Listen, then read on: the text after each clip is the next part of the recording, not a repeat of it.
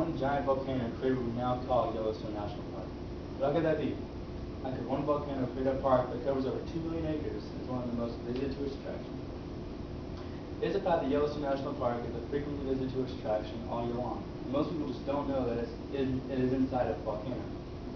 I'm going to discuss the location of Yellowstone and how it's inside of a volcano, as well as the attractions and the prices associated with the park. Yellowstone National Park, as you can see here, is located in the northwestern corner of Wyoming. However, 1% of Yellowstone is actually located inside of Idaho, and 2% of Yellowstone is inside of Montana. In a National Geographic magazine article written by John Achenbach, it was stated that Yellowstone is inside of what's called a caldera. Caldera, the Spanish word for cauldron, was created after the eruption of a supervolcano. Many thousands of years ago, a volcano many times larger than the volcanoes we know today erupted. This volcano, which is where Yellowstone is located today, sent ashes as far away as New Mexico, down south. After the eruption, there was nothing left to hold up the volcano and the state that it's in. It was so big that, as you can see here, it actually caved in on itself, creating this little bowl down here. This is the caldera, the cauldron. This is what Yellowstone is inside of. Even though that happened, and Yellowstone is still a very popular place, most people still don't know that Yellowstone is inside of it. But that eruption was not just a one-time deal. There are facts that prove today that the volcano is slowly building up pressure as it did all those years ago.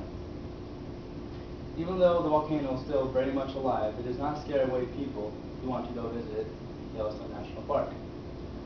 Most people are just unaware, but one of the most famous attractions in Yellowstone is the Geyser Old Faithful. According to Yellowstone.net, there are approximately 10,000 thermal features in Yellowstone, and about 500 of them are geysers, just like Old Faithful. But that's not the only thing that attract people from all over the country and even the world. Many people like to go hiking in the backcountry and see the wildlife, or like to visit or stay overnight in one of the dozens of different campgrounds that are in Yellowstone.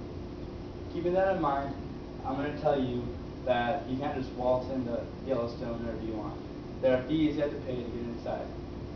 According to NPS.gov, it costs $25 to drive in a non-commercial private vehicle, $20 if you're entering Yellowstone by snowmobile